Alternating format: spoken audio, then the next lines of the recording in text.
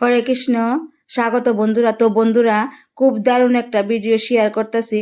তো বন্ধুরা, ফেলে দেওয়া প্লাস্টিকের বোতল দিয়ে আমি মোম রাখার স্ট্যান্ড তৈরি করলাম। তো বন্ধুরা, আপনারা অবশ্যই পুরো ভিডিওটা দেখবেন।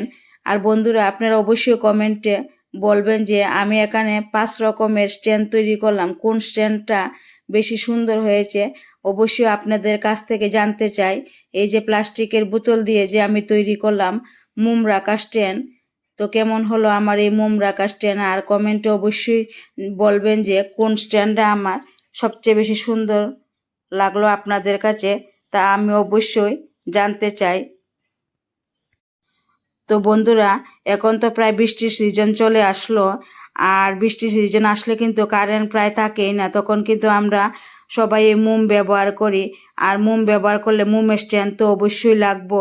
তো বন্ধুরা, আমরা যদি এইভাবে প্লাস্টিকের বোতল দিয়ে মোমের স্ট্যান্ড তৈরি করে মোম রাখি তাহলে তো খুবই ভালো হয়। আর যে কোনো জায়গায় বন্ধুরা এটা রাখা যায়, পড়ার টেবিলে, রান্না করে, যে কোনো জায়গায়, ঠাকুর ঘরে, সব জায়গায় রাখা যায়।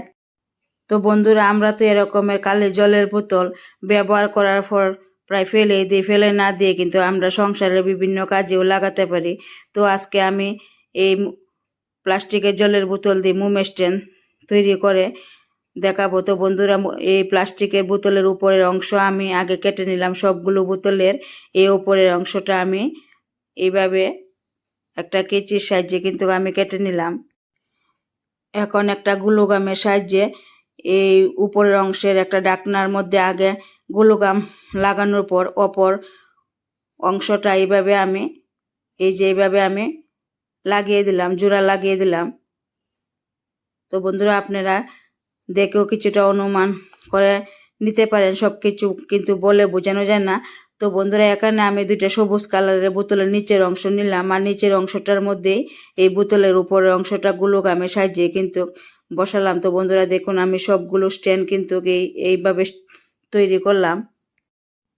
তো বন্ধুরা, এখন আমি এই 2 বোতলের ঢাকনার মাছ বরাবর গ্লুগাম লাগানোর পরে একটা লেস লাগালাম। একটু সৌন্দর্য বাড়ানোর জন্য আমি এই লেসটা লাগালাম। সবগুলো বোতলের মাঝখানে আমি এইভাবে একটা লেস লাগাবো, যাতে দেখতে একটু সুন্দর লাগে। তো এখন আমি আবার এই বোতলের উপরের অংশে আবার আর কালারের লেস লাগাবো। তো বন্ধুরা, এই যে গ্লুগামের সাহায্যে কিন্তু আমি এই লেসটা লাগাবো, একটু দেখতে সুন্দর বাড়ানোর জন্য আমি এই লেসটা কিন্তু লাগাবো। আপনারা চাইলে অন্য যে কোনো কালার বা অন্য রকম ডিজাইনও করতে পারেন। তো বন্ধুরা দেখুন, আমি এইভাবে একটা সাইডের মধ্যে কিন্তু এই লেসটা লাগিয়ে নিলাম। তো এখন আমি আরেকটা স্ট্যান্ডের মধ্যে অন্য একটা কালার আমি লাগাচ্ছি। গ্লুগামটার সাহায্যে কিন্তু আমি সবগুলো ঢাকনার মধ্যে এইভাবে আমি লেস লাগাবো। তো বন্ধুরা দেখুন যে কত সুন্দর লাগলো এই যে লেস লাগানোর পর।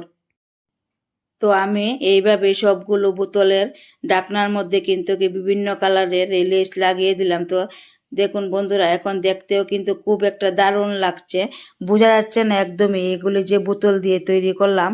তো বন্ধুরা, কেমন লাগলো অবশ্যই কিন্তু আপনারা কমেন্টে জানাবেন। আমি বারবার করে বলছি কিন্তু। তো বন্ধুরা দেখলেন তো কত সহজভাবে আমি এই ফেলে দেওয়া প্লাস্টিকের বোতল দিয়ে মোম রাখা স্ট্যান্ড তৈরি করলাম। তো বন্ধুরা, এখন কিন্তু আমি মোমও জ্বালিয়ে প্রায় দেখাচ্ছি।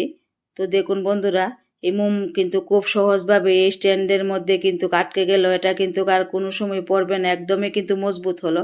যে কোনো জায়গায় কিন্তু রাখা যাবে, পড়ার টেবিলে, রান্নাঘরে, ঠাকুর ঘরে, সব জায়গায় কিন্তু এইভাবে মোমবাতির স্ট্যান্ডটা কিন্তু আমরা রাখতে পারি। তো বন্ধুরা, আমি কিন্তু একটা দেখুন আলাদাভাবে রেখে দেখাচ্ছি। তো দেখুন, এই যে এইভাবে কিন্তু আলাদাভাবে যে কোনো জায়গায় রাখা যাবে। তো বন্ধুরা, কেমন লাগলো আমার এই ভিডিওটা? যদি আমার এই ভিডিওটা ভালো লাগে অবশ্যই একটা লাইক দিবেন, শেয়ার করবেন, আর আমার পেজটাকে ফলো করবেন।